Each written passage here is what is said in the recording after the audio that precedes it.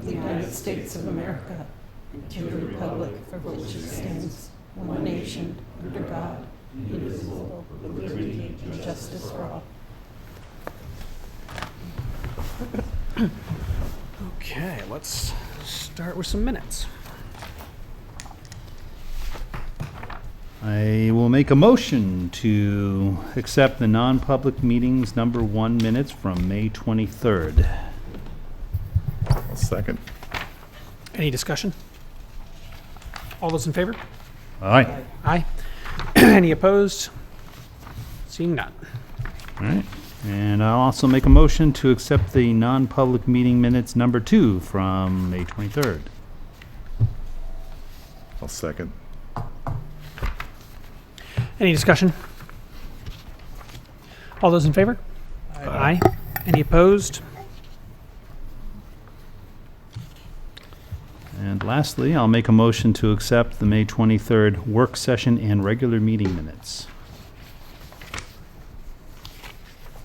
I'll second. I'm waiting. I'm polite. It's a big one. Any discussion? All those in favor? Aye. Any opposed? All right. On to the normal stuff. All regular meetings will begin at 5 p.m. The Select Board will meet on the following dates: Monday, June 27th, Monday, July 11th, and July 25th. If a work session is needed, it will now be included with the regular meeting. All meetings will be held upstairs in Town Hall right here and will also be held by Zoom. Zoom information can be found on the town's website at plymouth-nh.org. Citizens wishing to be listed on the Select Board's agenda should notify the Town Hall before 12 p.m. the Friday before the scheduled meeting. All right, so let's start with chairman comments. And we're going to talk about a couple things. First, we have the South Main Street project update, which is both from us and from Plymouth Village Water and Sewer. The town of Plymouth has been working diligently on our downtown stormwater management infrastructure improvement project. We've completed the process for selecting an engineer, awarded an engineering contract to HEB Engineers Incorporated, finished preliminary design, prepared final design plans and specifications, and obtained necessary permits. Volume just changed. We have submitted plans and specifications to EDA for review along with the required site certificate and documentation of compliance. Despite this good progress, we have been unable to complete the bidding process by the original proposed date of 15 months from award of the grant on April 8th, 2021. Therefore, after meeting with the project team, which includes water and sewer and both the engineering firms, we are applying for an extension and working towards a bid date of August 1st, 2022, with bids closing on September 15th, 2022, with construction starting by May 8th, 2023. We believe that this will allow contractors to have time to order materials, provide adequate staffing and labor, and prepare for construction in the spring. We thank everyone who has had questions and stated their concerns, and above all, everyone's patience while we work through this. Each day brings us closer. I note that it does say starting by May 8th, 2023. There's theoretically a possibility it could start sooner than that, depending on who bids. Depending on, I yeah. didn't know if there was anything special about that date. Thought it was weather conditions. Yeah. Okay. Getting material. Well, the ground has to be thawed. The ground Right, has to be right. thawed, yeah. Yeah. Just depending on the year, that can be a little bit weird. Any other comments or discussion around that item?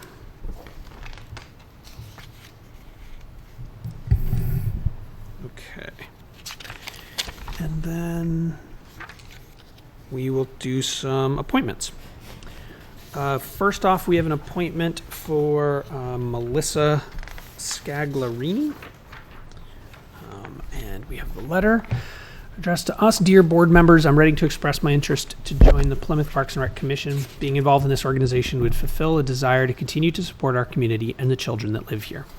As a mother of 2 school-aged children who have been involved with Parks and Recreation for many years, a member of the Wellness Committee at PES, and as a local small business owner, I would bring a unique perspective to this organization.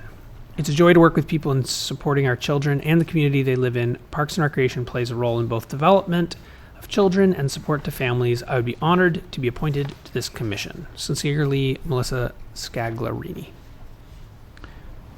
I'll make a motion to accept the appointment of Melissa Scaglarini as a full-time, full-seated member of the Parks and Recreation Commission. I'll second that. Any discussion?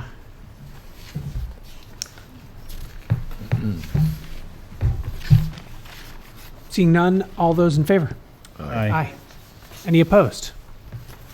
Any I didn't vote abstentions? on it. Yeah, one abstention from Neil. Only because I came in late. That is fine. Well, speak more directly into your mic when you say that. You want me to say that again? I'm teasing. This one's mine. And we have another appointment, which I misplaced here somewhere, which is Stephanie Pike. And we have a letter here. So subject, to the Pemmy Baker Solid Waste District, Stephanie, subject. there's no letter for. Oh, no, this is a different one? Who's this one? Oh, it was, okay. Okay, you're right. This is a different one. How do you do? No letter. So Stephanie Pike is requesting to be appointed also to the Parks and Rec Neil, Commission. I guess. I'll make a motion to accept the appointment for Stephanie Pike as a fully seated member of the Parks and Recreation Commission. On the vote, but I'll second that. we still sign the appointment. Okay. So Moved there and was seconded. moved and seconded. Any discussion on Stephanie Pike? No discussion. All those in favor? Aye. Any opposed? So before you sign that, down at the bottom, the certificate of oath of office says alternate member. So we have to find out whether she's actually a fully seated member or an alternate. And we'll put that in your signature file. Okay, so I should not sign the appointment. Right. I've got those. I'm just going to fold this so that I don't accidentally sign it. And then that brings us to Jesse Jennings. Reappointment as representative to Pemmy Baker Solid Waste District. And also, we have one signature sheet, so we can handle these both together, which also includes reappointment of James Kahn as alternate representative to the Pemmy Baker Solid Waste. So this is just a memo here I have in front of me to do those two appointments. All right, I'll make a motion to reappoint Jesse Jennings as the representative to the Pemmy Baker Solid Waste District and reappoint also James Kahn as an alternate representative to the Pemmy Baker Solid Waste District. I'll second that. Any discussion? One question, is there any complexity around Jesse being unavailable, mostly unavailable for the coming year?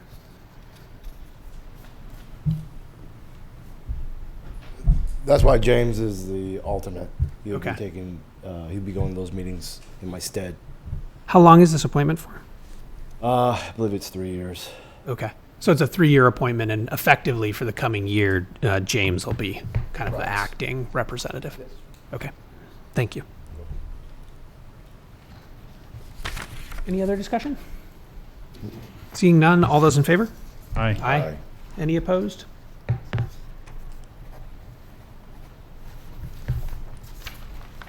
you are.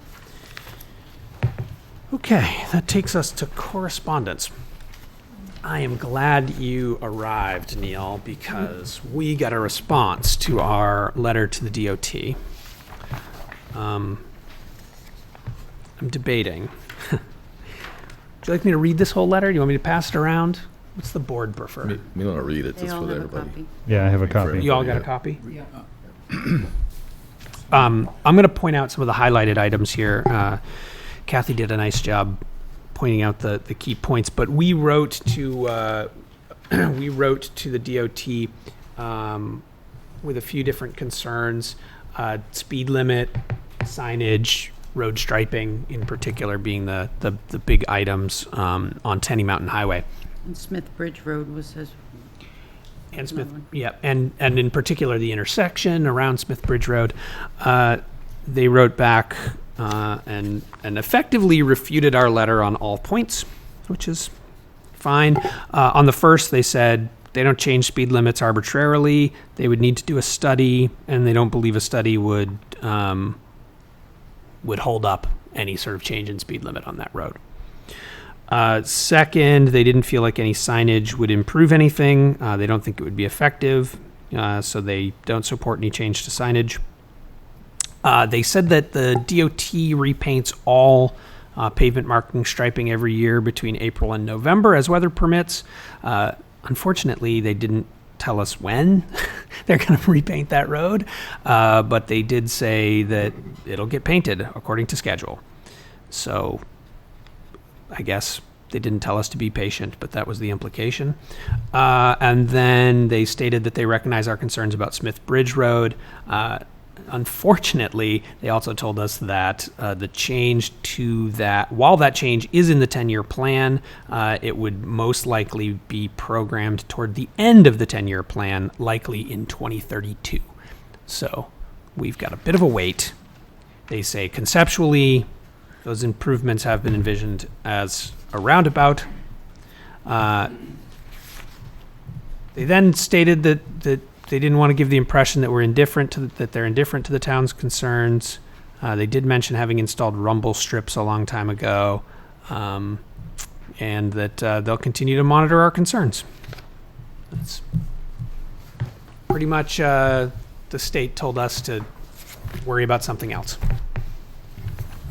See, the rumble strip thing was kind of controversial when they put it in. They had to fix it as soon as they put it in. Well, they never had a public hearing, Well, that's true, too. and it had an impact. That's very true. Well, at this time, I'm going to charge the state with dereliction. The DOT is being negligent with that intersection. At this time, there is a dotted passing line through that intersection. People are passing all the time there, and that is an extremely dangerous situation.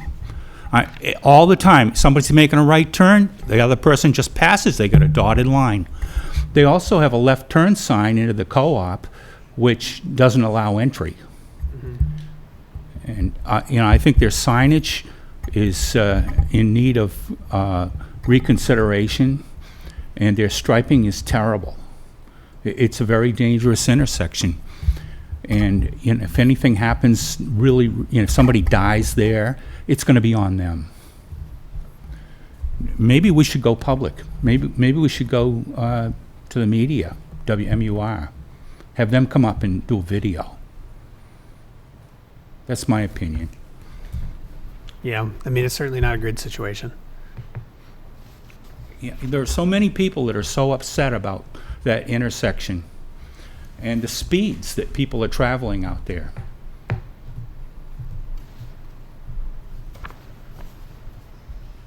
There's a lot of people that just don't obey traffic laws, period.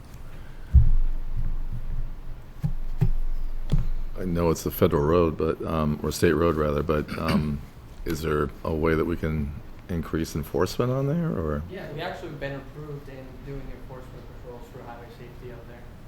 Okay. Can we utilize like our equipment to monitor the speeds for the people? So one of my purchase orders tonight would be for speed signs for out there. Okay. Good. It's good step. And they can they'll let us put them up.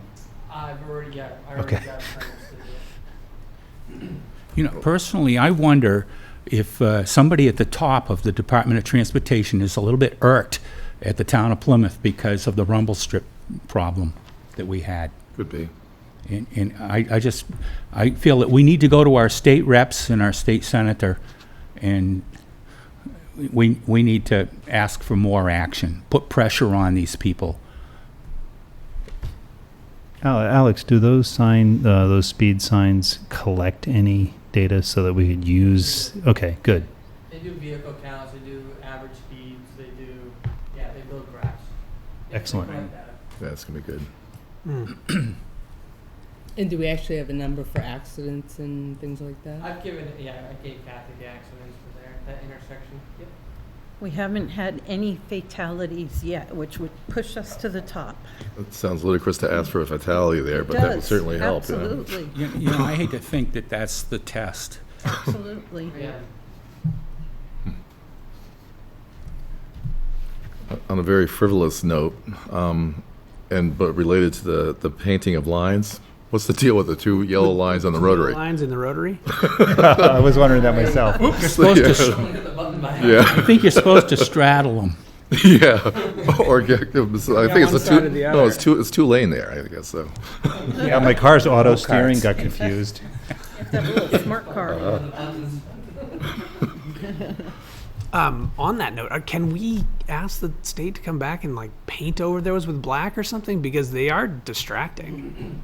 Yeah, I can reach out to them. What they do is usually they burn them off. Oh, okay. That works. I don't know. It does seem I- having them do something. Yeah, of course. I know that if we painted them red, white, and blue, they'd be here the next day. Well, no, they gave us That's the a solution. while. Remember when? I can't throw them under the bus, but yeah, we had it done. Anybody know anybody with a hot rod? We can just do a burnout on it. They get a ticket for it, but yeah. All right. Any other discussion around the DOT response? Other than, I think, a shared understanding that it was quite disappointing. Well, on to happier topics. We got a letter from the New Hampshire Electric Co-op, which again, I'm going to mostly focus on highlighted items that Kathy noted for us. But the Electric Co-op wrote to say they have great news for Plymouth. High speed is coming to town. They're pleased to announce that Plymouth is part of a major fiber optic expansion project that will provide broadband internet capable of speeds in excess of 1 gigabyte per second to homes and businesses throughout town. Not highlighted, but I think really we should confirm that it does say, since NHEC provides electric service to all of Plymouth, our fiber optic network will provide high-speed internet access throughout the entire community. So does that imply if you have power service in Plymouth, you'll have fiber optic as a capability? Or is it Seems like to. that if one person has it, then they assume that all have it? Well, I will say that's how it was when they Yeah. did their pilot in Leominster. You Is kidding that me? literally every house, because I own a small cabin there, and middle of nowhere, dirt road, Loon Lake style kind of lake that we're on. We have fiber internet there. Huh. So my guess is that is the implication of that sentence. NHEC is not asking municipalities to bond or provide town funds in support of the high-speed internet expansion project. They're pursuing grant opportunities from the state of New Hampshire that will make available in the near future from ARPA and Infrastructure Investment and Jobs Act. Grafton County has some of the most unserved and underserved communities in New Hampshire, which was a significant factor in selecting it for their next expansion. But it will begin providing access as sections are completed, and the project is intended to complete in 18 months. Systems design, engineering, they're all underway, but they're going to be starting construction here in Plymouth and moving out from there. And some residents could receive services late this calendar year with the full build complete in 2023. Wow.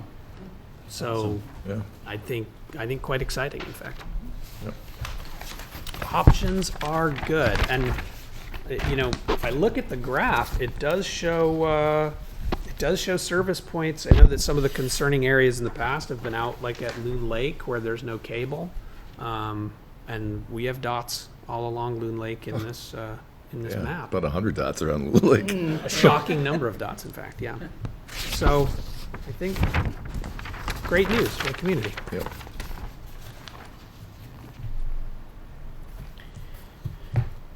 All All right, on to a letter of resignation. This is a letter dated May 19th, 2022. I put in my 2-week notice on 5/16/2022. My last day is 5/26. The biggest reason for my leaving is lack of management, starting from the top all the way down to the shop, and the lack of pay is the other reason. This is from Stephen Eastman from the Highway Department. I'll make a motion to accept the resignation from Stephen Eastman.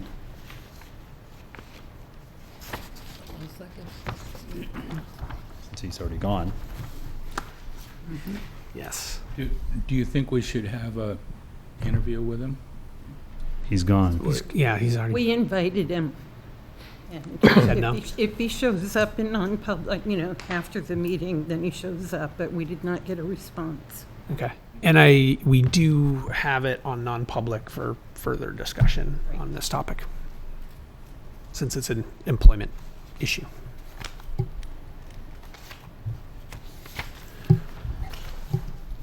We have motion acceptance. Any other discussion? I'm just trying to find it to sign. I thought I had it here somewhere. I've misplaced it. I'll find it after. Joe, are you trying to say something? Yeah, I was. I don't know if you Gotta can hear turn me. on your mic. Yeah, This is Yeah, mic itself, yeah, probably on the computer. yeah, he's Unmuted. not. His Zoom isn't muted. It's his microphone. Right. yeah. Nope. Now he's unmuted. Now he's muted too.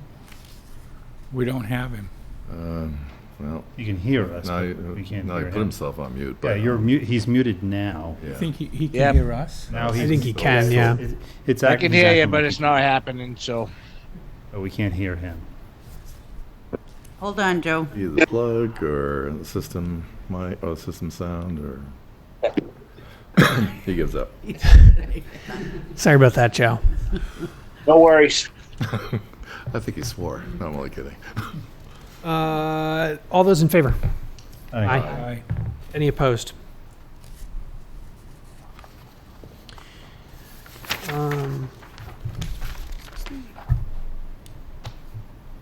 Maybe that's the one we're signing. So I have another letter of resignation from the Parks and Rec Commission. Dear Board of Selectmen, this is a letter of my resignation from the Plymouth Parks and Rec Commission. My family spent many years invested in the department. It's been my pleasure to serve the town and the Recreation Department for numerous years. My girls participated and worked the many programs which made my investment in the department so rewarding. It's time for someone with kids in the program to be involved in the future of the department. Thank you, Alan Merrifield. I'll make a motion to accept the resignation of Alan Merrifield from the Parks and Rec Commission. I'll second. Any discussion? All those in favor? Aye. Any opposed? And the middle of our long list of resignations, another Parks and Rec Commission resignation. Hi, Lisa. I hope all is well. I'm sending this email as my resignation from the Plymouth Parks and Recreation Commission. It's been my pleasure to serve the town and the Recreation Department for the numerous years I've been on the commission. It's time for someone with kids in the program to be involved with the direction they wish to see the department go. Thank you, Kevin Malm. I move that we accept the resignation of Kevin Mullen. I second. Any discussion? All those in favor? Aye. Any opposed? All right, and another one. This is for the station manager. Dear Kathy, I'm writing to give you my formal letter of resignation as the PBTV station manager for the town of Plymouth. As we previously discussed, my last day will be Tuesday, May 31st, in order to assist in the transition to the next station manager. I have thoroughly enjoyed my time here and am grateful for the opportunity to have served the town and its residents. Thank you for everything you've done to support and encourage me during my time here. Sincerely, Andrew Fenn. I reluctantly move that we accept the resignation of Andrew Fenn from PBTV station manager. I'll second. Any discussion? All those in favor? Aye. Any opposed? Do we have who's covering for Andrew this evening? Right now, Jonathan Picard, who is Thank you, Jonathan. Andrew's, he was Andrew's assistant, so he's covering right now. Could I ask if Jonathan's middle name is Luke? It Oh my is. God. You're in trouble now, Jonathan. Welcome. Yeah. Peace and prosper, whatever. It's amazing. Okay.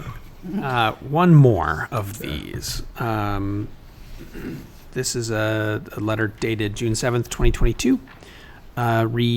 Termination of employment. Dear Chief Hutchins and board members, I've been employed with the town of Plymouth since 2015 and have been employed as a parking enforcement officer full-time since June 25th, 2018 as part of the Plymouth Police Department. June 24th, 2022 will be my last day of employment with the town of Plymouth. Sincerely, Scott B. Moore. I'll make a motion to accept the resignation of Scott Moore. A second. Are we getting any more information about this later, or Yes. can I ask questions now? Which If it's any personnel related, you should probably go into hold till non-public. later. So is this part of the agenda later or no? It can be. Alex will be in there, so. Okay. We will do that then. He was also invited to an exit interview after. Okay. Great. All those in favor? Aye. Any opposed? I asked Joe to log off and log back in, thinking maybe that was the Oh, problem. maybe it would help. I bet it's his, I will bet that it's his yeah, the mic. stuff. or He the- may be driving here, who knows? Oh, might have decided to come in. So maybe we put his to the end. Want to table it? You can Or do until Alex first, later on. see if Joe shows up. Yeah, we will do that. I did just a quick thing on resignations, and I know Lisa's not here, but I don't know what the current charge of our Parks and Rec committee is, but it strikes me that both resignations we had were because people had school-age children who aren't school-age children anymore. Why is it that our current Parks and Recreation Commission focuses almost exclusively on children and not parks or recreation for adults? Good question. That would be a good question for Lisa. Okay. She used to Maybe a run it. follow-up that we could talk Yeah, about. Maybe we there's get no it on the meeting agenda until- for next time. I just know like Waterville Valley Mid-July, and, late July and or August. Wilderness, they both have fairly extensive programming for Yes. not children. I'm just curious what our reasoning is here. But I can ask him about Yeah, it. it's still like the care of the common is like for everybody type thing, but, It's true. And I guess we we do have the older concerts on the common, which is one sort of, Yeah. that's not just for kids necessarily, but I used to support the show that went on at the Rotary Amphitheater. It was like Shakespeare in the Park or something like that. I don't know if they're still doing that. Thanks for kids and adults for that matter. And speaking of like, we still have some older people on Parks and Rec. The cabbie's still on it. Not certain who else, but Grace, did you want to say something? I was curious if they have a mission statement. Yeah, that was my curiosity as well, because maybe the mission is clear that it's about children of the community and I'll not. get I can that ask. or two. Frank, did you have a question, or you just try to get attention for Grace? Thank you. Originally started out as the Plymouth Youth Council, Oh, interesting. Well, and it was something to occupy young people and supervise young people, and give them opportunities that kept them out of trouble, basically. But now that's separate from Park and Rec with PYC. And Park and Rec, it morphed into Park and Right, Rec. right. Right, and then a new youth group emerged.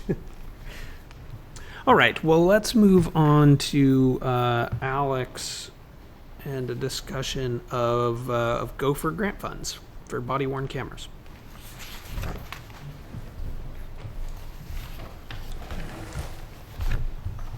Good evening.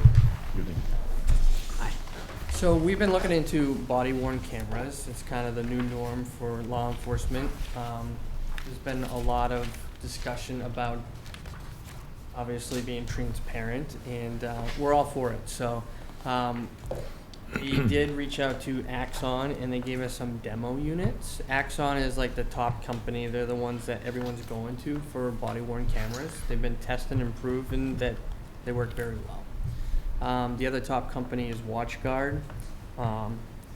There's a lot of different companies out there. I mean, you can do research. There's many, but these are the two top ones.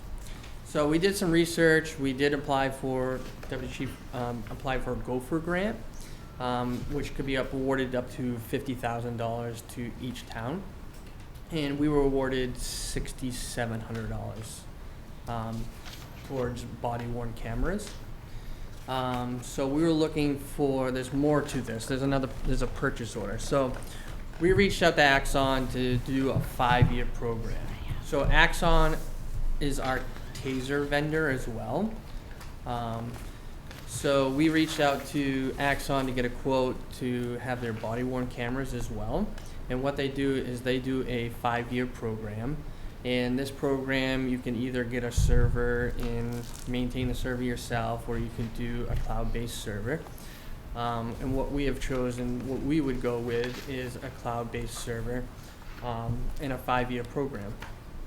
So this Gopher grant would almost pay for the first year of the 5-year program. The first, I believe, for every year it's about $7,400. So like I said, the Gopher grant is for $6,700. And what our plan would be, if you guys accept these funds and accept us to do this program, is that this first year would start July 1st. So it would go 2022 to 2023. So it would pay for the first year. And that would give us an opportunity to go out and look for grants to continue to pay for this program for us. And the governor's been signing body-worn camera grants. I mean, there's a lot of people that are, getting these grants. So we're hoping that it would give us another year to go out and get another grant to pay for another year, or continue to pay for the rest of the 4 years. So Axon is okay with the 1-year lease. So what it is, so this is it. It's a 5-year. So you would be signed. The purchase order would be signed for 5 years. It's $37,000.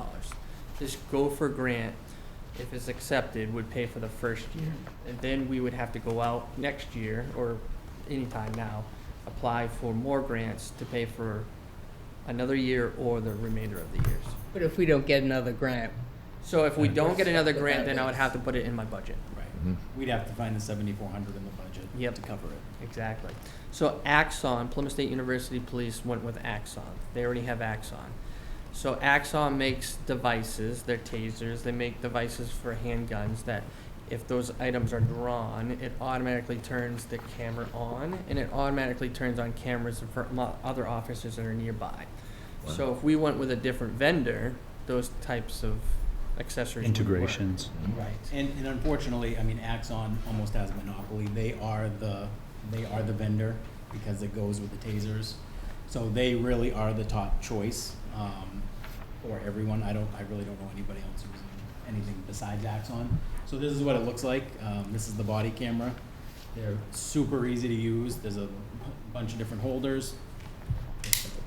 But basically that's a magnet to go in our uniform, so we can put them anywhere we want.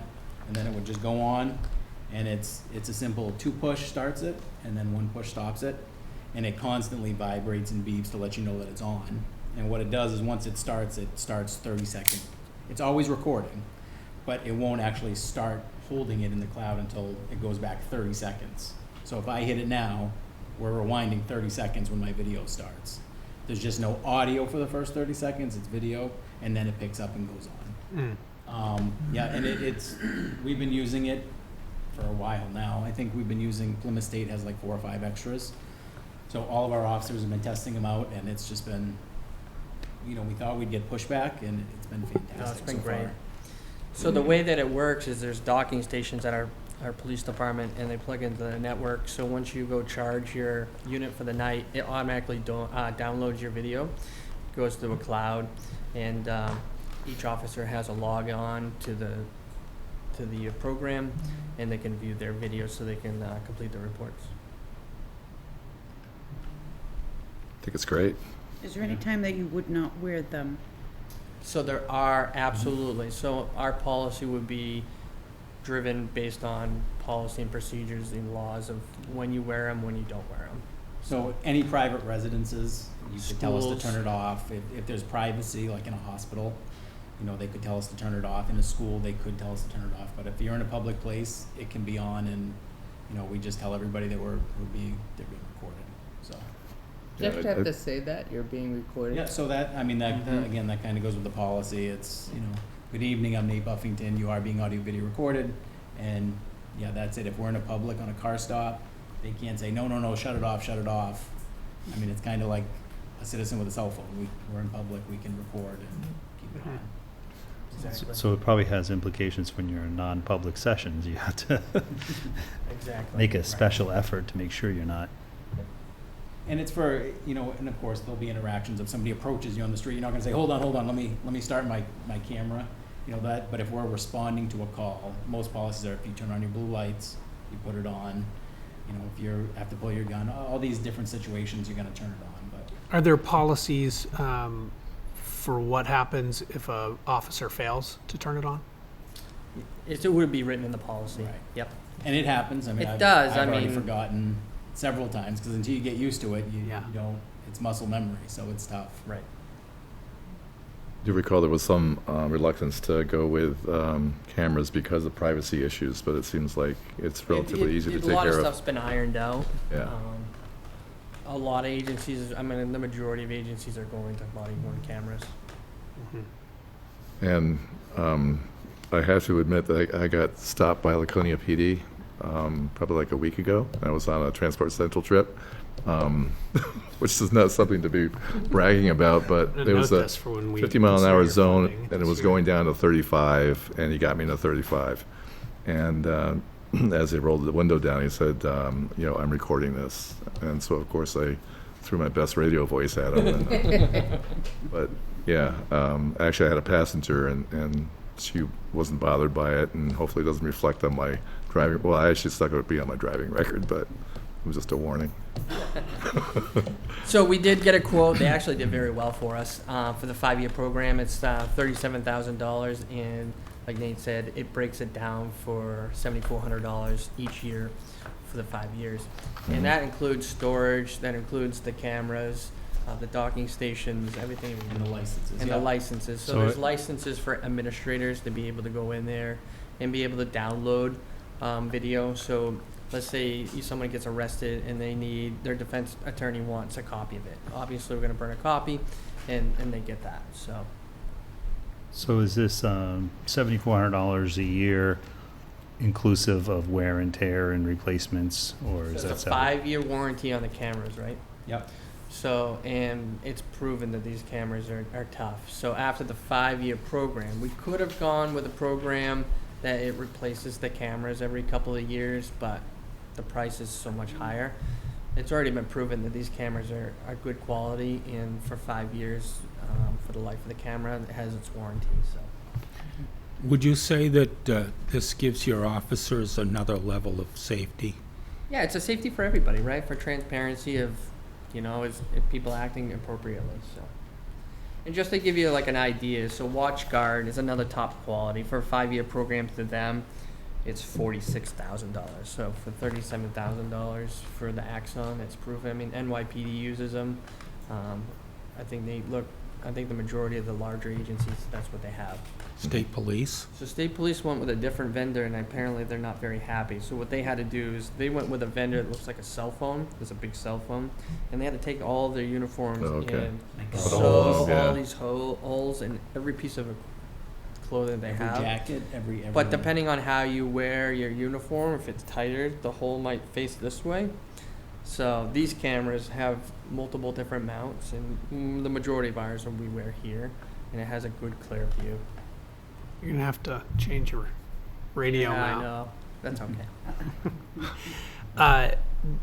How did they estimate the storage? Is this So that's based on, they do so many different companies and so many different. based on the agencies. number of cameras They you've kind of got and picked the size officers? of our department, and we said that you're gonna be in this range, if you're not, we'll figure it out, but I think they have a pretty good idea about the range, because the videos will be deleted, they're only kept for so long unless it's like a a shooting or something major, those can be kept forever, but we have that choice of how long we keep it. So if it's a car stop, it's only gonna be kept maybe for 30 days, and then it gets recycled and that storage gets free, so. So anytime we take a video, in the program, you go in and you label them of what type of incident it is. We can create what events they are. That way, if we have to purge stuff, anything that says like a traffic stop with a warning, we can just purge those, right? So all of the labels apply to the storage policy. Yep, exactly. And you have to go in and label them? We do. So someone has to review them all So the time? we or- don't have to review them. What it is the officers can actually download an app to their phone that's connected to the camera. So once they've created a video, they can label the video. Right, so on my phone, it just says acts on view, and if we did a recording right now, as soon as I stop within 10 seconds, it's gonna be on my phone, and I can still be on my traffic stop, just put Nate Buffington, traffic stop warning, hit enter, and then when I go in and dock it later, it's already labeled in the system, it's already done.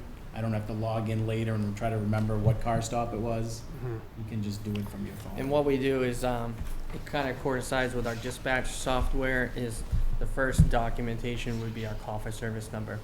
So let's say in 6 months, somebody says, hey, this incident, we just look for the call for, we search the call for service in our dispatch, and it'll give us the call for service, then we can go into this software and look for the call for service, so it's easy to find. And I'm sure everything's going to be time-stamped anyway. Everything's time-stamped. Yep. It actually tells you who you send it to, if you download it, who's Who looked viewed at it. it.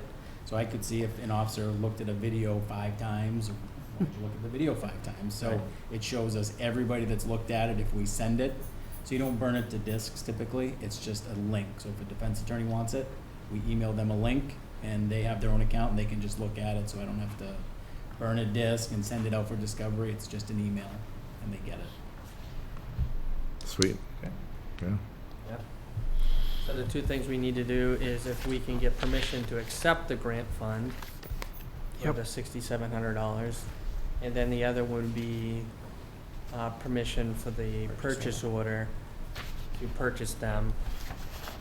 Again, with trying to look for further grants, and if not, for some reason, then put it within our budget. Is that grant amount low enough that we don't have to do a hearing on it? Is that Correct. Anything under 10,000. perfect? So let's first get a motion to accept that.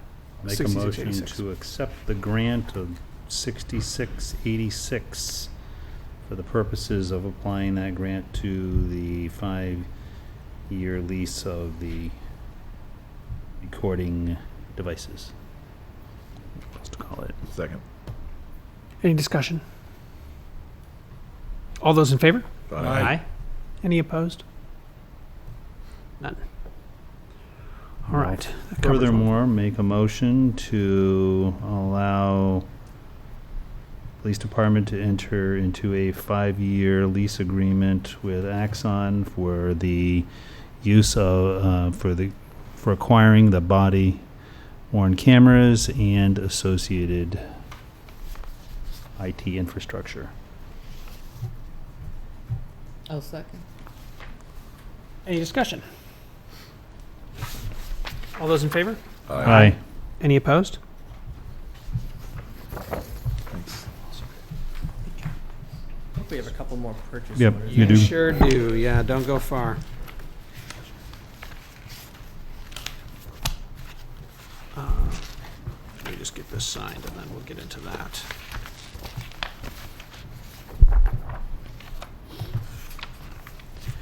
All right, so you also have a purchase order here for Town Fair Tire.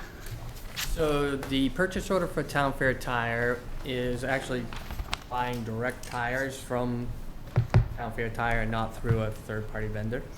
And purchasing these tires is for the school resource officer, parking vehicle, and our patrol vehicles. And so with all-wheel drive vehicles, if you get a flat tire, you run something over, we try to patch them. If you can't patch them with an all-wheel drive vehicle, you can't just replace one tire, you have to replace all of them. So what we're looking to do is to get a set of tires for the cars that we have, make sure we have them, and with supply chain issues, I would like to be able to purchase them so we have spares on site. We do have the money in the budget before we start the new budgets. You got a place to stock them? We do, yes. Okay.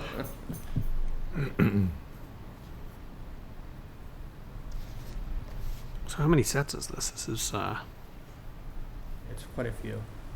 8, 9, 12. 12 sets.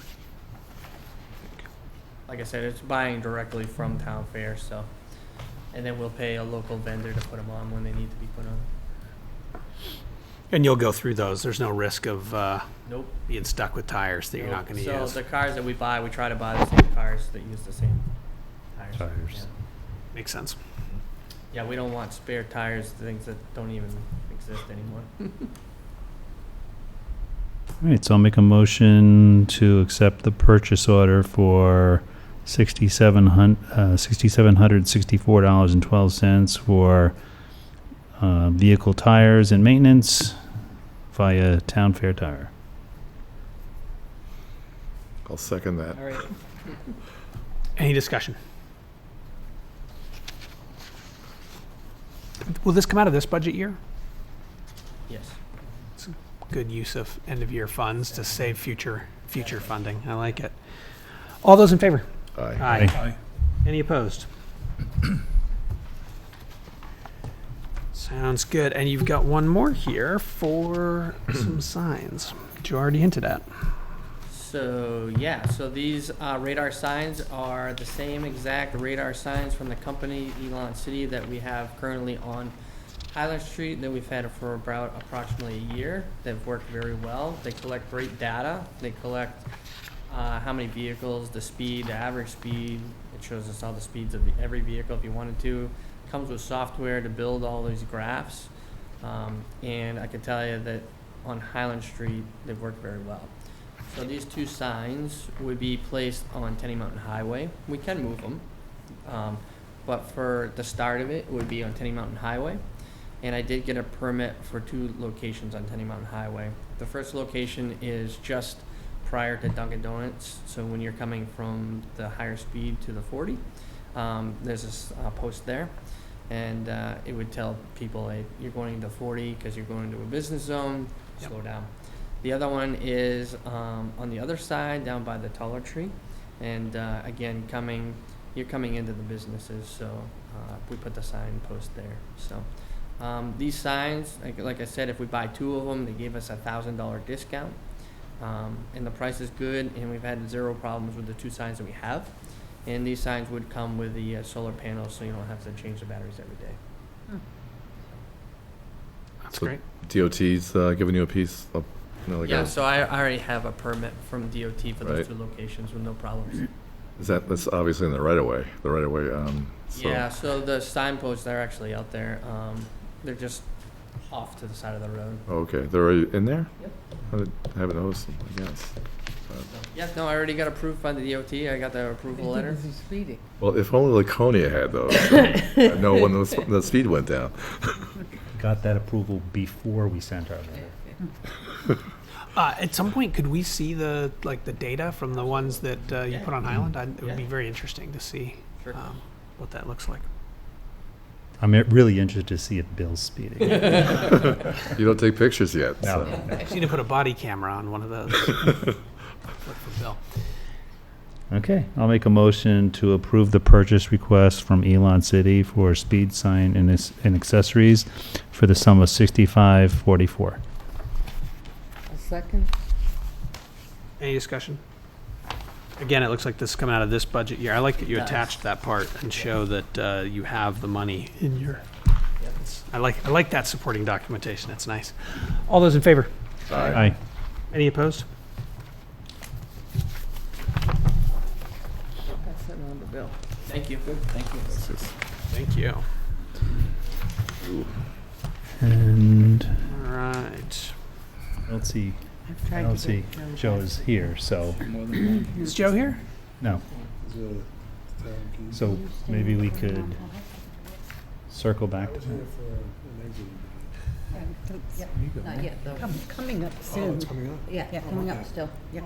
This is Steve Eastman. He's here for the non-public first Hi, Steve. portion. Thank you. We'll get to non-public as quick as we can. Yeah. we'll put this off for now. Yeah, Joe, I We'll can't s- see Yes, that. yes, we'll hold Joe's until the very last second, just in case he shows up or gets back online.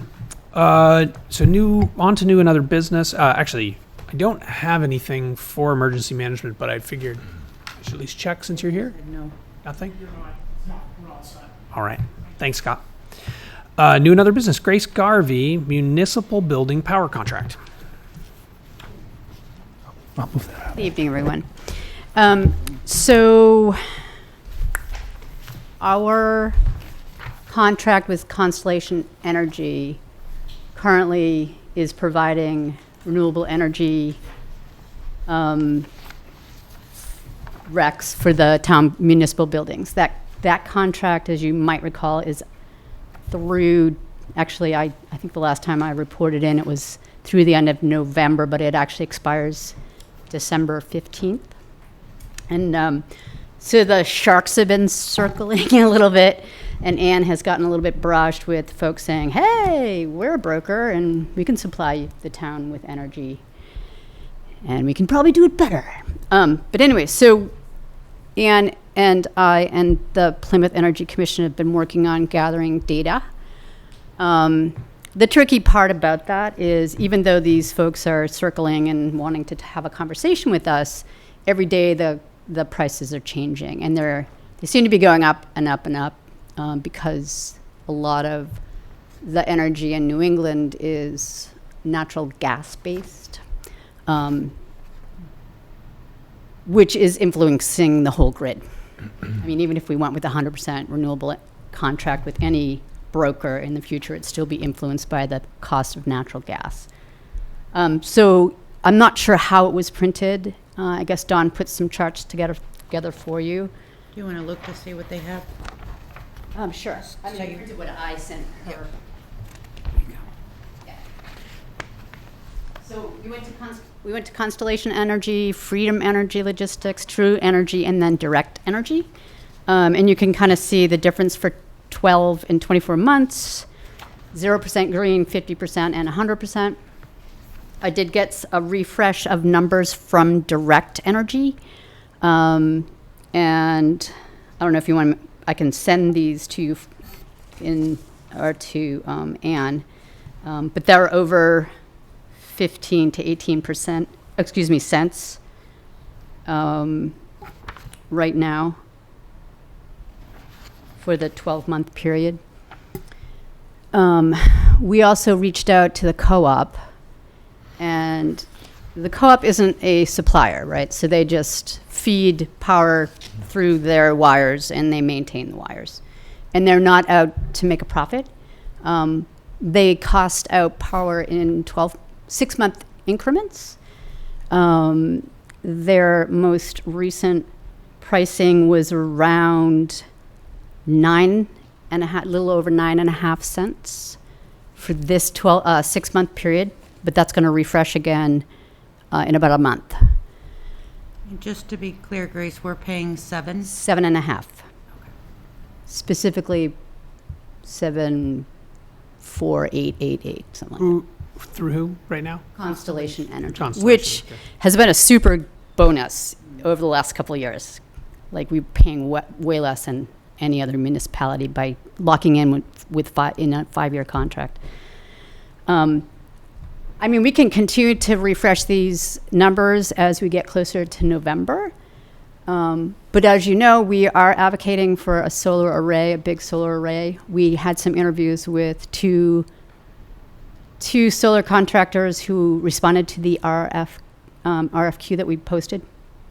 And those were really good interviews, and we're going to meet on the 20th to look at the results of those interviews and make a decision about pricing, who's better price, and who might be a better company to work with to design something. Obviously, we have to take that through all the hoops and get it back to town meeting, figure out how to fund it and all that stuff. Our suggestion is, once the Constellation contract is up, to go with the co-op for a year or so. Both of the solar contractors we talked to said that if we hit the ground running and we identified funds and we made it through the hoops of town meeting, we could actually have a solar array system up and running by the end of 2023. They seem pretty confident. Now, there's a lot of hoops to jump through, obviously. But if we lock into another contract, once the Constellation contract is up, we're locked into it. And we could be doing a better service to the town's taxpayers to generate, build our own little power plant, right, by having a solar array. It would decrease the cost significantly, even though there's initial costs. So I guess so there's two things we can do. We continue to refresh the numbers, or you guys can make a decision like, yeah, sounds good, we'll go with co-op or something like that. And it might be a longer conversation, but I just wanted to report in. Any questions? No. No, but just to add some color to what you said for anybody who's watching the recording or whatever, the numbers we have in front of us, the best, absolute cheapest options on this paper are 24-month Constellation, but the co-op's at significantly lower than that. So even locking in for 2 years, the co-op's lower, and then it does say that they're seeing, prices are going to go up 20%. If the co-op goes up 20%, it's still less than the cheapest option on this paper. So your recommendation of co-op both gives us the flexibility to continue looking at a solar array and is the cheapest price. So it's not like we're saying, let's not lock into a contract and, we'll sacrifice some sort of savings. There's no savings on this sheet. As long as you keep in mind that the co-op Is can only probably gonna price go them up. out. I'm sorry. They're going to go up, and they price out in 6-month increments. Yep, absolutely. But even if they go up 20%, Sure, if we locked in today, we'd be better off with co-op, right? but the co-op doesn't let us lock in. I'm right? sorry, if we engaged with a power supplier, and the co-op was one of those, and again, they're not suppliers, but if we were just to ditch the suppliers and just strictly get our power through the co-op, be less paperwork. Because right now we get 2 bills and poor folks downstairs trying to sort that all out and write 2 checks, and Yeah. right there, that's cost savings. So. Agreed. It feels like going with the co-op makes Yeah, all I the sense in think the it does world too. from every conceivable angle at the moment. So are we gonna wait until the fall and see what the co-op's rates are at that point, and then make a decision? Is that, Yeah. I Yeah, we would could not- refresh. yeah. We could refresh them all around November 1st, say, and then we could have I the think that makes the conversation most again. sense. Let's look at the numbers again in November. We wouldn't need to engage in a new contract until December, right? December 15th is the date, but Yeah. I don't know if we have to give them any 30-day warning or something like that. That's something we should look into. Bill from the co-op did caution us about making sure that we didn't get locked, like they didn't automatically renew. Auto-renew. So we should look at that contract kind of closely. So we'll look at it, we'll bring it back to the board sometime in October. Yep. And then But in we'll- general, it looks like that the direction we're all leaning is co-op. We can put it on our radar to refresh those numbers. This is nice. The way this information was presented, I'm not sure everyone involved in producing this, but it was very easy to read and understand for a very complicated topic. So thank you. Thank my board, wherever they are. Yeah, pass it along, please.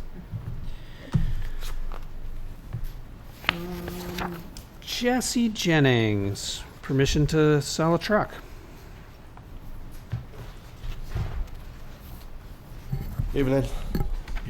Just- So we've got the cemetery truck, the GMC Canyon. I don't remember when it was purchased. I think it was maybe like 4 years ago. 2000, oh, I don't recall when it was purchased. 2019. Okay, 3 years ago. It's got serious frame rot around the left rear spring shackle. So instead of putting money back into it, have somebody buy it I don't have a cost estimate of how much it would cost to fix it, because I'm not willing to spend money, good money, on a broken vehicle. So It's 2004. It's probably seen its useful life. it is. It's 120,000 miles on it. It's 2-wheel drive. Not that the cemetery department needs 4-wheel drive, because there's no snow in the summer. Do you have a buyer? I do have a buyer. It's actually one of the cemetery crew guys. He's willing to get it into a shop and get it fixed. He would do most of the work himself. So that's where his cost savings is. And you're good with one truck over there? Yes. And just for the board's awareness, the other truck is actually older than this truck, but it's in better condition because we just put some money into it. Can we ask how much is he offering for the truck, or how Like much is- $500. How much? $500. Which is a little lower than the blue book rating, but at the same time, If you look at poor condition, they don't give They won't you a even give grade. you a They number. don't give you a grading on that. yes. So You could get 500 down at Steen's, maybe. yeah, all Steen's got to do is got to crush it up. This person's willing to put a little bit of work into it, and he'll have himself a decent vehicle. What is it, a half ton? No, Three-quarter? it's light, very it's less very than light. half ton? Yes, Oh. maybe quarter, maybe. Regular cab. Yeah, it's a GMC. It's a GMC mid-size? Canyon. It's small. It's like an old Ranger. Yeah. I move that we allow Jesse to sell the 2004 GMC Canyon regular cab truck. Second. Any discussion? All those in favor? Aye. Any opposed? Does the board have anything else for me for the rest of the night? Let me triple check. Next year and a half. That's a different story. Thank you, Jesse. All right, thank you. Y'all have a good night. Thanks, you too. Thanks. Okay. And you have so many agenda items, I don't even know where to start. I know. But I'll start at the top. 2022 FYE encumbrance requests. Okay, so you should have a list in front of you of the encumbrance requests. I don't know if I can find mine. Here it is. So we went down through the budget current year, looked at the major projects that we have going on, and created a list of encumbrances that we'd like to carry over into the next year. Of course, if something changes and we spend something between now and the end of June, that amount will change, but we're looking at $1,364,360.16, with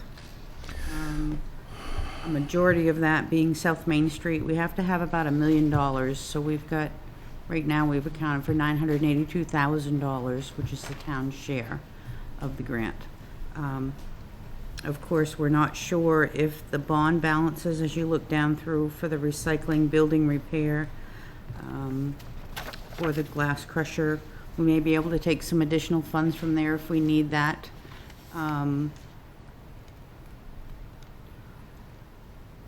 For the South Main Street project. The other item that we talked about is the wages for the highway employees. There's 2 employees now that we're waiting for the board to make discussion on increases for July 1, and Joe was going to talk to the board about that, but you can encumber those wages and carry them over to next year, which will help him in the budget. It will also allow him to get through to the end of 23, when we work on that 23-24 budget. He'll be able to put the amounts in there. So we have found a way to do that. So there is a road surface management. There's a grant for the airport. There's actually 2 of them right now that we're working on. There is some work to be done on the Commons Electric. They're hoping to have that done by the end of June, but in case they haven't, that's funding that's available there. The Conservation Commission is still working on their Pemmy Oxbow land. So that's what's left there for their easements that they're getting. The town office steps, we're still working on that. There's still another $45,000 to be paid for there. And I showed you where the money is coming from individually there. Boulder Point, there's $63,000 worth of road construction to be done. And Highland Street, we do have $200,000 in capital reserve. $66,000 of the bond will be applied to that. So these are the projects that we are pretty extensive ongoing. We also have at the very top, I'm sorry I missed that one, a individual that we're looking at to assist us for Highland Street and also South Main Street. And we would have to pay that right now. That's what we believe. To assist us, like as a project manager? Yes. Yep. We are working with the state and trying to come up with, potentially they may be able to pay 80% of his bill. But right now we don't know that for sure. So we're hoping.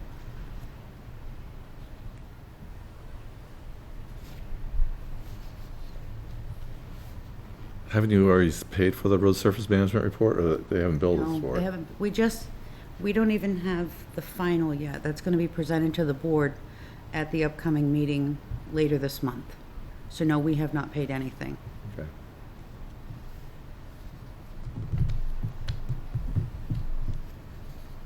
We do have a first draft of it. Yeah. Yeah, I believe we sent We that saw out. it at the CIP meeting. Yeah, I Okay, saw it. you saw that, yeah, Oh, you got sent to everybody? Good. I did.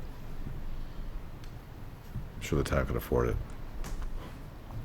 Well, and let's be clear, that's only surface. Doesn't It's include only any of the surface. Yeah. no substructure, no drainage, no sidewalks. So our request is for the board to make a motion to accept the total encumbrances up to $1,364,360.16.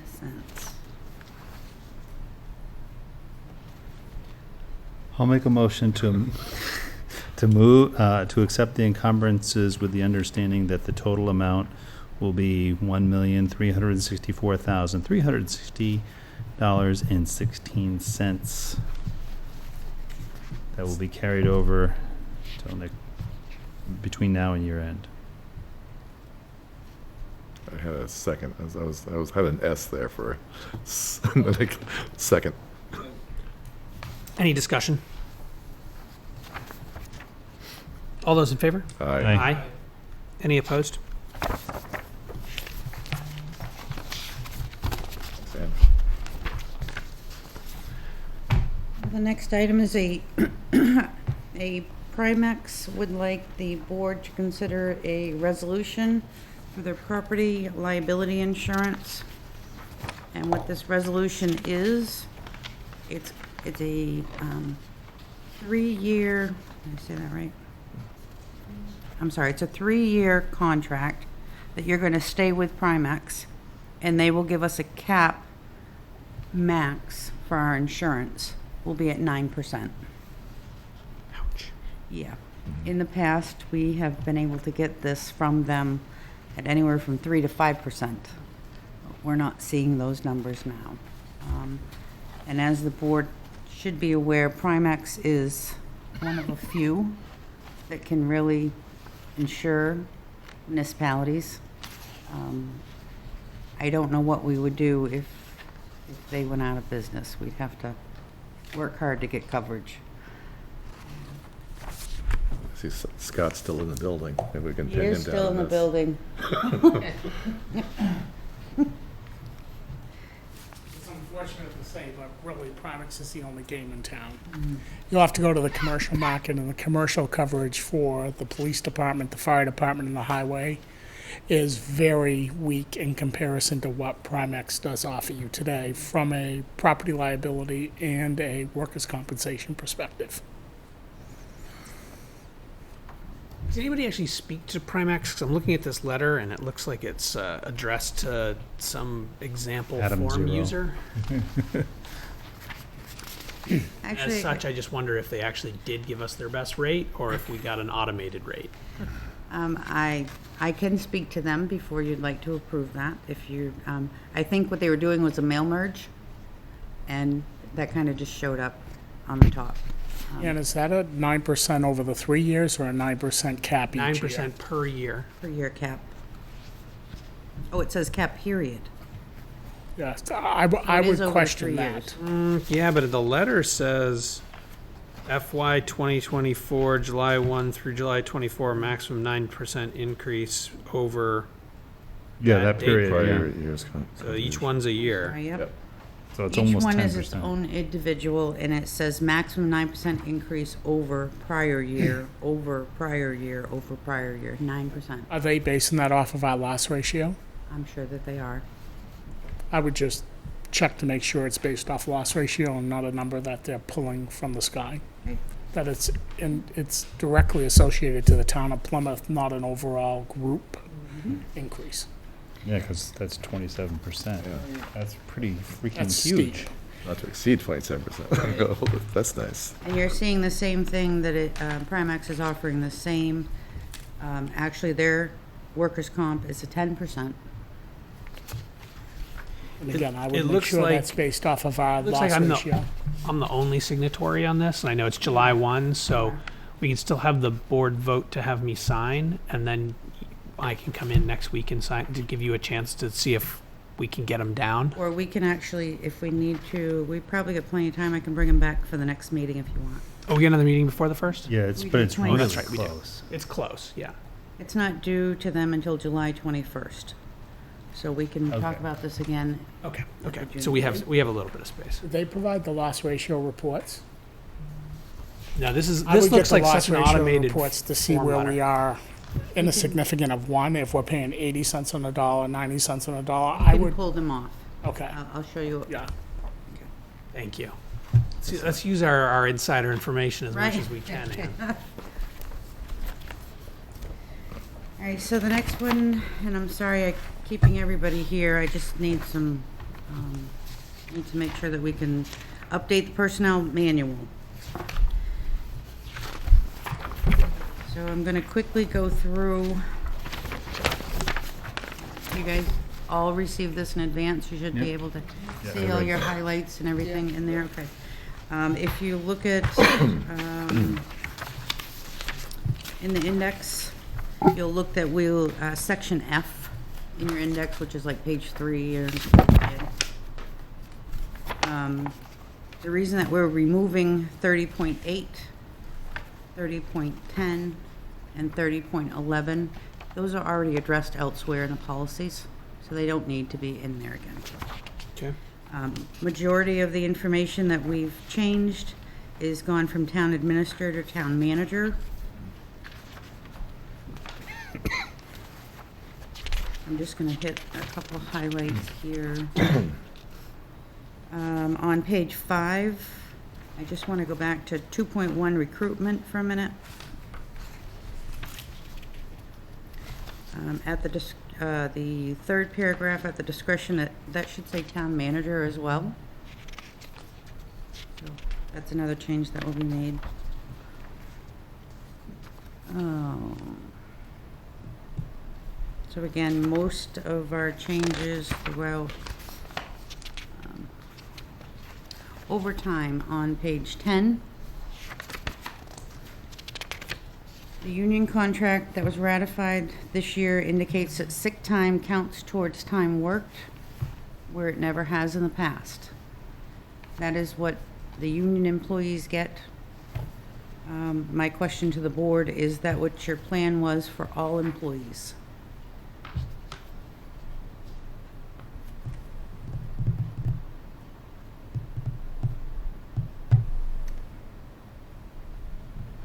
is there a reason to treat them differently? Yeah, that's, I think, one consistency. I just want to make sure, I can't change this without the board telling me to.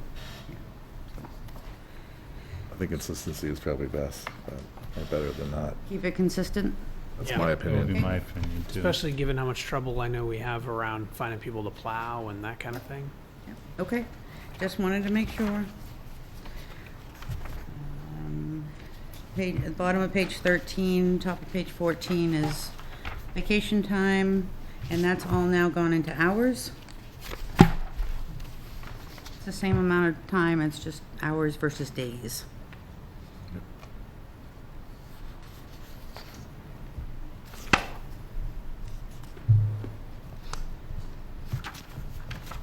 On page 16, vacation bonus time, when the union contractors ratified the vacation, the last day that the employees earn at the end of the year, if they do not take any sick time, sick time, will actually be allowed to be carried over in addition to the 5 days, so that they could use that day in that first quarter. Yep, same thing we did in the union. Just making sure we're doing the same thing. Yep.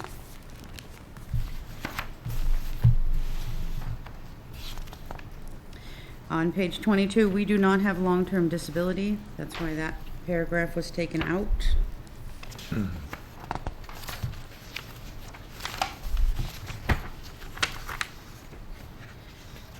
On page 29 at the very top, we talk about dependents may be covered through their 26th birthday. That's state law, federal law. We can't, Federal, yeah. so we don't need that in there. Right. So 19.1.1, health insurance cash out stipends. Our current policy, and you're gonna have to bear with me so I explain this through. I work for the town and I am covered under health insurance. My spouse also works for the town and I cover him under my insurance, but he's entitled to a stipend. You understand that? I do. Yep. Okay. We do. So we have made a recommendation to the board. Employees who are covered by a spouse who are also a town employee will not be entitled to a stipend.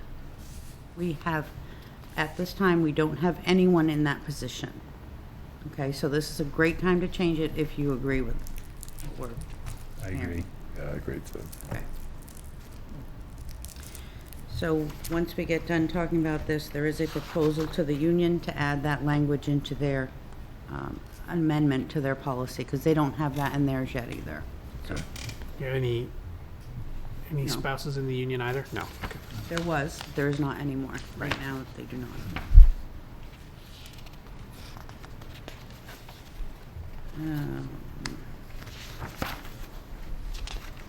I'm sorry, I'm just whizzing through this. I hope you guys have had a chance to review it. I have.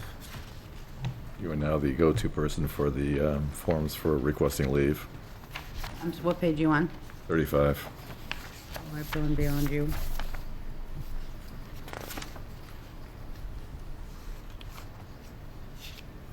All the forms are in your office. Oh, yes, all the forms are in my office, sorry. That's why, I guess, huh? And we don't have long-term disability, so.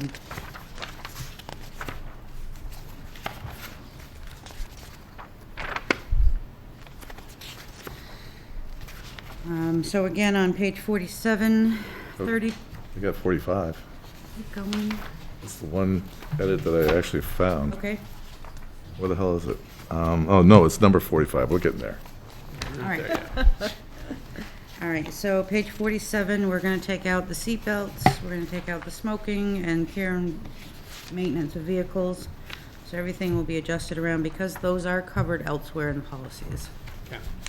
So that's not actually removing those particular restrictions. It's No. just cleaning up the language.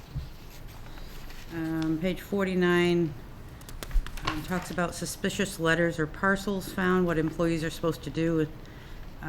We took out or contact their local postal inspector at the post office. I think if they just let their supervisor know, they'd be covered with that. Which is fine for everybody except for the town manager. We'll probably I know, she's back the got postal everything. inspector, but that's okay.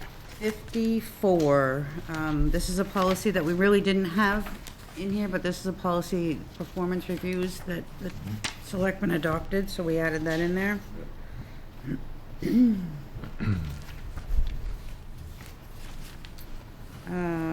57, Bill, what number are you looking for? Yeah, so appointing authority. The select board and/or town manager Where? are, it's appointing authority okay. under 45. 45. The select board and/or town manager are the appointing authority? Yeah, if it's like, yeah, so it's a, okay, but what the problem, what was the problem I had? Select board and/or the town manager You want that to be are the, is? if you're gonna say are, then make it appointing authorities. Authorities. Got it. So I'm going to go back to 44 for a minute. On page 57, number 44, retired personnel. They're actually billed from Health Trust directly. We don't get involved in that billing at all, so that language didn't need to be in there.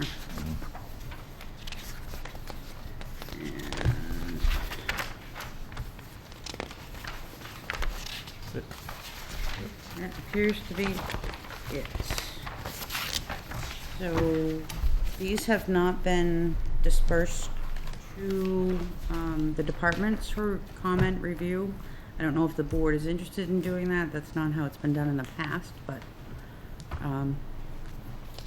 we can get it, we can have the board approve it and get it out there, and if we have some significant changes or comments from their employees at that time, we can bring it back to the board. Doesn't, that list didn't sound like, was there anything negative in there for employees? No, I not just right. think that the only I thing mean, it's good for that them to know that there were may be changes. but- controversial is future spouses with a health insurance issue, but Yeah. But then they could just alter their policy. right. They could So, both be covered Yeah. on their own policies, yep. All right, I'll make a motion that we accept the personnel policy changes as proposed. I'll second. I was wondering if just move down the line, but Any discussion? All those in favor? Aye. Any opposed? So at the end of that package was a memorandum to the union asking them to approve addendum number 2. This is the second one. And again, this is removing the paragraph and adding the paragraph where their spouses would not be covered if they carried them. And that is not in their Current contract. so I just wanted to make sure that they were aware as well. As the only supervisor of a contract employee in the room directly, do you see any reason that we would get pushback on that? I don't think so. Okay. No, I don't think so either. but I'm just trying to, You never know. you never Oh, no. know. So there should be just a motion for the board to approve sending, and this will go to Addendum. the union. Council 83, Local 3380, police fire units for their approval. I'll make a motion to have the board authorize you to send this to the local fire and police unions. second. Any discussion? All those in favor? Aye. Aye. All right, so those will all Any go opposed? out. You're good. So these will all go out to the employees by the end of June. Get that going. Do we have to, we don't have to sign the personnel No. manual? No. No. Wanna make sure I hadn't lost Well, something. wait a minute. No, I don't think there's any place to sign. No, there's no place. We'll just put the I didn't see. effective date on the front. Perfect.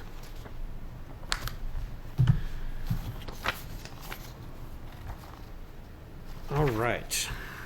So Zach, Yes. Lisa Ash is on if you wanted to ask her about that Parks and Rec. Yeah. I hate to put her on the spot. She doesn't mind. Kathy said you don't mind being put on the spot, Lisa. Uh-oh. Maybe it's us. Oh, you know, Maybe it's us. Maybe all this time we don't have any can volume. somebody check the volume on the TV? Oh, good point. TV. Maybe it wasn't Joe all along. We can't hear you, Lisa, but we think it's on our end. 1 second. Okay. Somebody turned it all the way down. Could be. It's, I okay. don't know if It's it's on not- the side, it's on Kathy. the side. No, it's on the side of the There. TV, is it? No, it's right there. I should be able to, Oh, it there we is. go. Can you speak? Can you hear me? Oh, for Oh, goodness yeah. sake. Sure can. TV must have been muted. We got Joe that, Extend our apologies to Joe. Lisa, we were talking about the couple people who stepped down off the board, and both of them indicated that the reason that they were stepping down was they no longer, had school-age children, and they were very appreciative of their time on the board, which was all very lovely. But then I was wondering, what the mission of the board was, and whether or not the board was limiting for reasons, or what were the reasons that the board might have been limiting its attention to children and not the community more broadly, knowing that Waterville Valley and Holderness, both of those rec programs, I know, do kind of extensive programming for adults and seniors. I think that they have revisited the mentality of the board being well-rounded in Larry's tenure. And so that got discussed often, and we had a couple of people. At one point, I think we had one board member out of the 7 that had children of elementary age. Mm-hmm. And so they talked about that. I know Kevin just felt like he didn't make much and was not coming to many meetings and just felt like he had done what he wanted to do. And then Alan, similar, changed careers and thought that his girls were grown up, and, I think that's just how they discussed it. And we had Stephanie Pikes always wanted to be in, and Melissa Scaglarini expressed interest in entering it as a business owner / parent. Yeah, my question was less about those particular people, which their reasons all sounded good, and more about the charge of Parks and Rec and whether or not their mission statement was limited, or if there was a reason that the kind of programming and focus of the commission was around children and not, adults and seniors.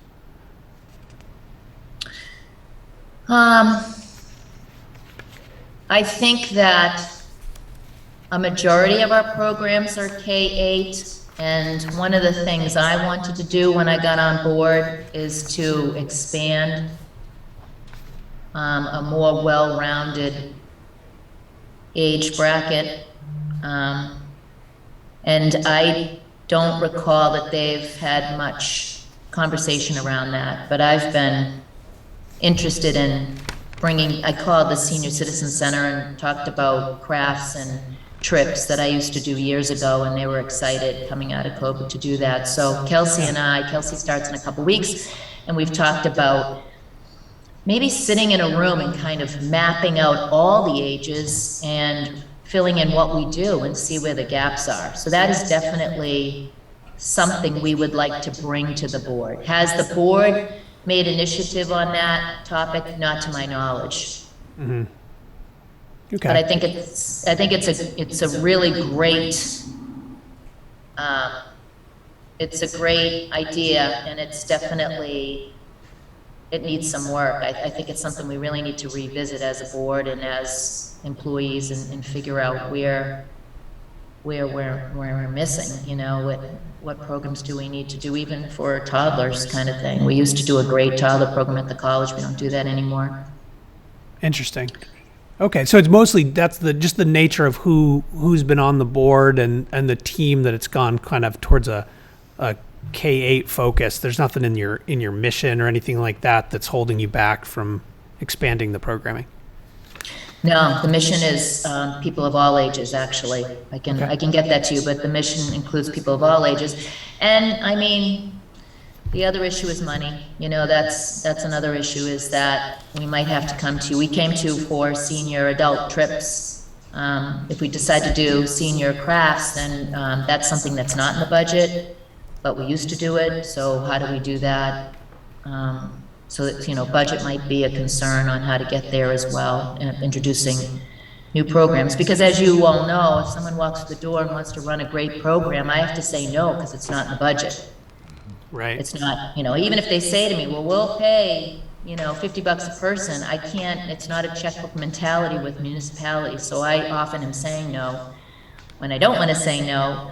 And then we always have play, but Ann and I and Kathy, we've talked about how play is not necessarily completely under the town. So you can't, you know, there was a time where we were running some programs through play, but then we decided that's probably not what we should be doing. So we stopped doing that. And it was just a couple of programs, but money is an issue as well, budget. Yeah, I do wonder, looking at some of those other surrounding towns, you know, sometimes they're not expensive programs. You know, I play in Holderness in a men's basketball league that plays on Monday nights. There's nobody from Parks and Rec goes there, but we all, you know, pay a small amount to be able to use the facility. I wonder if there are some opportunities like those that would be kind of low touch, because you are dealing with, you know, adults in the programming, so you don't need necessarily a bunch of chaperones, but it's more like access to facilities and a small amount of revenue from registration fees. And that's something, Zach, I really wanted to entertain as well. And at Plymouth Elementary, we do need someone there. We can't just do some of the surrounding elementary schools. They can have a group of volunteers come in and do it, but we can at Plymouth Elementary. We need to have a representative. But those 4 people that I have in our office, I've talked to them about adjusted schedules and running programs like that, where they're getting paid anyway, so it's not an impact to the budget. So that is something we talked about when we restructured, and that's something we want to do as well. Interesting. Neat. That was all I had. Anything else for Lisa from the board? Nope. Thanks, Lisa. I appreciate you letting me put you on the spot. That's okay. It's good conversation. I love this. All right. Well, still no Joe. We could present his purchase order for him if you'd like us to. Do you feel like you can? I think we can. It's just this continuation of Bartlett Road. Yeah. The concern that we had when the purchase order was originally presented was there was wording that it did not include bonding. Yep. Right. So we have reached out to the company. They have not given us a price on bonding. However, they are willing to bond this project, which it's still going to be in that range of $297, $258 is what Joe is asking for a purchase order. So if you can. And this is what he presented last time. It is. It is. If we can just have the board approve that $297, $258, and if there is any significant changes with the bonding pricing, we'll bring it back to you again. But if there is not, then we'll move forward. I hate to have him wait 2 more weeks Agreed. to get this going. Yep, I agree. I'll make a motion that we accept the purchase order for $297, $258 and 0 cents pursuant to 97. It doesn't, Is that a 99 or a 90? yeah, it's It's $2.99. Yeah. It is $2.99. Yeah. So $299,258.00 for Bartlett Road pursuant to the contractor bonding. Mm-hmm. Is that what it is? Yes. Okay. Job, yeah. So $299,258.00 for Bartlett Road pursuant to the contractor bonding. Mm-hmm. Second. Any discussion? Not even going to make a joke about Bartlett Road. All those in favor? Aye. Any opposed? Thank you, Zach. I think that's pretty much all he was coming in. Yeah, we covered it. Okay, so that just leaves committee reports, and let's try to do a fast round so that we can get to the non-public items. Water and sewer. Copies here. We have another meeting tomorrow. The biggest thing was obviously the, what's going on in Main Street. That was discussed, but you've already got an update. Perfect. Neil, Planning Board. I don't have a, we didn't have a meeting Oh, you didn't meet. They meet this week, Thursday? coming up This Thursday. Yeah. They meet this coming Thursday. Campus Community Council, we're still talking about fall. Yep. Elementary school board, I think, is maybe broke for the summer. So, high school. I did go to the high school. One of the highlights was a trip by the music department down to Hershey, Pennsylvania. They visited a bunch of locations, and this was for basically a competition. It was tough to catch all the details, but they got a couple of first place and a good sportsmanship award or teamwork sportsmanship award. Then Principal Parsons did presented a whole bunch of things that were this past month. Basically, yearbook assembly, graduation day was great. They live streamed it. They had an underclass award ceremony for 93 different individuals. Underclass finals are finishing today. And the teacher's last day is apparently the 17th. Summer school starts on the 5th. They went into committee reports. Didn't have anything really meaningful out of there. They did have a discussion about changing their meeting time from 5 to 5:30. Basically, it was rejected. Retreat on the 20th of July at 2 p.m. was approved. Approved price increase for the student meal plans. They've basically been holding it down over the last, and they've been getting a lot of government aid, but the prices need to go up to account for inflation. Probably the more meaningful thing that everybody is interested in is their budget.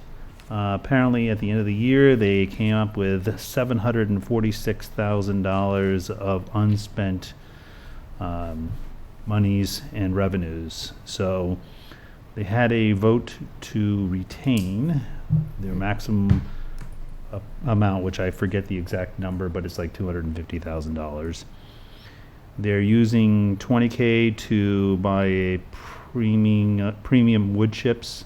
Right now, they've been using the less good ones in their heating system. Replace $27,000 to replace a scoreboard. $20K for microphones for the students to do their on-stage presentations. They've been borrowing some apparently. $18,000 for iPads for science. $10K for carpet cleaners, and that was approximately $130K total. And that was approved to use out of those 746. An additional $125K was approved for a special needs student that is apparently being moved over from Vermont or something. I didn't get all the details specifically. Ultimately, they voted to retain the $256K, the maximum amount allowed, whatever that is, and would allow $235K to flow back to the towns to reduce taxes. They had a new truancy policy, which they then voted to approve. And then they went into non-public. A lot of good stuff. Any questions for Ted? Conservation Commission, Neil? I wasn't able to meet with them. CIP met last Friday. We talked with recycling. So Jesse came in and walked us through all of his expenses over there. Also for cemetery as well, which there was very little, thankfully, for cemetery, which is good. We're getting close. I think highway Highway and Town Hall still need to. Highway and Town Hall are the two we haven't spoken to, but we're on schedule. Things are progressing nicely. LRPC? So we have the annual meeting coming up on June 29th. Commissioners get in for free. And Okay, in the report, it still says John Ranlett's the commissioner, but I know. I got my ticket, so. And there was we have like general discussions as far as the different members that show up. There was Holderness had a donation of Betsy's Park in Holderness. It was a 5 to 10 acre family plot, and it's on White Oak Pond. And it's kind of interesting because they have some buildings on there. They're going to house AmeriCorps volunteers, which is kind of sweet for them, and probably us as well if we get to engage with them. And then there's a really good project down in Franklin. It was the Franklin's Stevens Mill, and there's a $2 million assessment to the whole mill. And what they intend to do is hold the assessment while the developers are going to pour like $220 million into it. Wow. They're going to hold it for like 7 years, I believe, before they start upping it. And I just saw an article, too. It's a $25.4 million financing package. And they're going to have, what is it, something like 150 new units, and as well as business units. I mean, it sounds like an amazing project. Downtown Franklin. Is that housing, or is that? It's both. It's both. Business Mixed and use? yep. Did you say they're going to invest $220 million? Well, it says 25.4 million, but I think they. Those are investors, though, not the town. Yeah. 25.4 million. Yeah. That's a little A little different. more realistic, I'm like. Yeah, oh, that is more realistic. In any event, lots happening in Franklin, and the annual meeting is going to be in Franklin. We're going to take a look at the water park and the new that racing facility with the kayaks. So they got a lot going on. And this was Tony Ginta's last meeting. He's been on the executive committee for years. He's also the past mayor of Franklin, and also an engineer with Novus Engineering. But I think that was a lot of incentive to get all the redevelopment on Franklin going. That's Pretty much it. It's great. Parks and Rec, Ted? Not meeting until they have their meeting in July, or I think it is. Okay. Parking, Marianne? No updates, we haven't met. No update. Economic Development has not met. Energy Commission? Grace kind of hit it. And we'll also have a meeting on the 20th to go over the two applicants. Okay. Advisory Budget Committee, Ted? No meeting? No meeting. And then Neil, have you found your way into this nothing yet. committee? Is there anything? No. Okay. All right, and that concludes our arranged agenda. Any public comments? The public has no comment. No. Thank you, Frank. So I move in accordance with RSA 91A:3, Roman numeral 2, A, personnel, and C, reputation. I'll second. Did we go into non-public? Yeah, I should have thrown that out too. Neil, your vote. Aye. Marianne? Zach, aye. Bill? Aye. Ted? Aye.